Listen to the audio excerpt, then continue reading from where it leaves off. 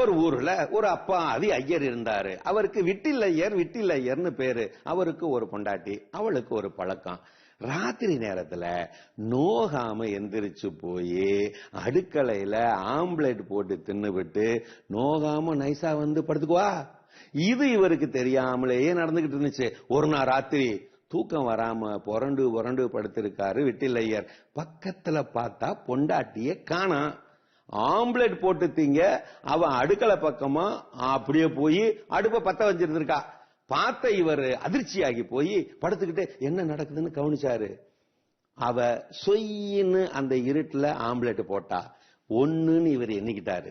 அடுத்து சொயின்னு இன்னொன்னு போட்டா 2ன்னு எண்ணிக்கிட்டாரு. இப்படி இவரு 8 சொயின்னு எண்ணினாரு. அப்புறம் ஒளிஞ்சிருந்து பார்த்திருக்காரு. 6 ஆம்லேட்டுகளை தின்னுபிட்டு மீதி 2 ஒளிச்சு வச்சுட்டா அவ திரும்பி வந்து ஒண்ணும் தெரியாத மாதிரி படுத்துக்கிட்டா.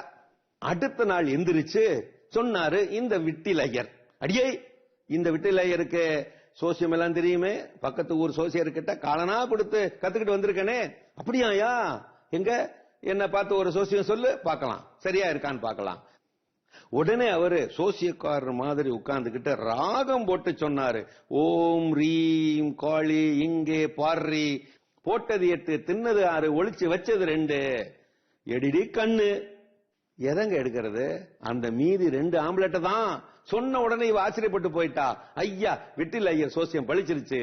அவர் ஒரு பெரிய சோசியக்காரரு நம்பிட்டா. ஊர் பூரா பீத்திக்கிட்டு தெரிஞ்சா. அடுத்த நாள் அந்த ஊர் சலவைக்காரரோட கழுதைய காணா. அவங்க எங்கேயும் தேடியும் கிடைக்கல. பொழப்பே போச்சுன்னு ரொம்ப व्यसனமாயிட்டாங்க. இத பத்தி கேள்விப்பட்டுட்டு தானாகவே வழியனவே போய் எங்க வீட்டுக்காரரு சரியான சோசியக்காரரு, கண்டுபிடிச்சு சொல்லிவிடுவாரு அப்படின்னு கூட்டிட்டு வீட்டுக்கே வந்துட்டா பொண்டாட்டி. இப்ப மாட்டினாரா விட்டில்லையரு?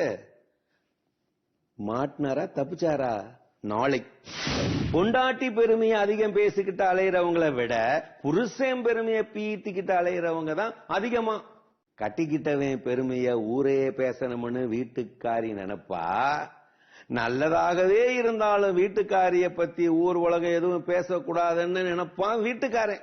நடந்ததை அனுபவித்து பேசும் அறிவு, நடக்க போவதை பூதிப்படையாய் பேசும் சோசியம், நடக்க போவதை பகுத்தறிவு அறத்துடன் பேசும் ஞானம்.